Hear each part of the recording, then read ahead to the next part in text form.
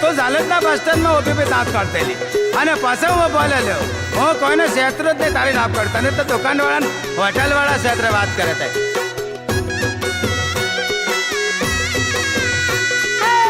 તું તો કહેતેલો અલ્યા રાજ